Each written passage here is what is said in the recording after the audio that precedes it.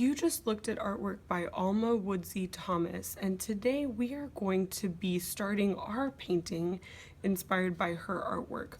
We're going to fill our whole paper with a watercolor background, and we are going to be using a technique called wet on wet.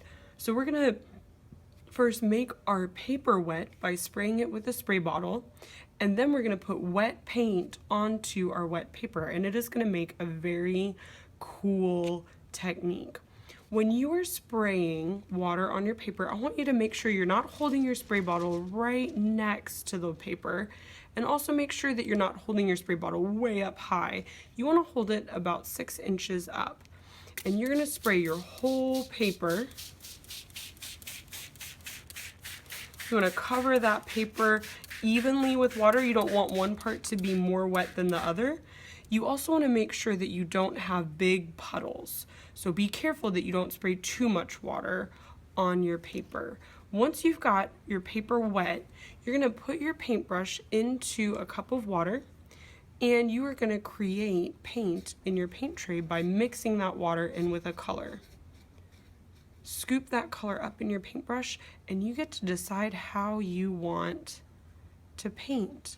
You could paint a big section one color.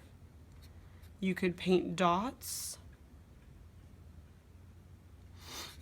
You could paint squiggly lines. It is up to you what kind of pattern or shapes you want to use. If you're going to switch colors, make sure you rinse your brush out in between colors and then switch to the new color that you want to use. You're going to keep painting until your whole paper is filled with different colors. Paint all the way to the edge of your paper. Make sure that you don't have any white spots, like big white spots. It's okay if there's a little bit of white showing through, but you don't want to leave a whole part of your paper white. You get to decide if you just want to stick with 2 colors, or you could fill your paper with a whole bunch of different colors. It's up to you how many colors you choose and which colors you choose. This is the kind of artwork where you don't really have to have a plan. You can kind of create as you're working. You can kind of figure out what your plan is as you're going. I would keep painting and filling my whole paper with watercolor paints.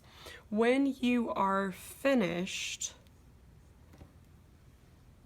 I want you to double check if you're picking up your artwork and there are drips coming off of the side of your painting. You need to put your artwork right back down.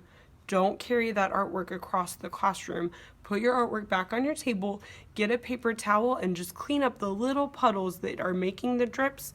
And then once you can pick up your artwork and it's not dripping, bring your artwork to your teacher and they will put it in the drying rack for you.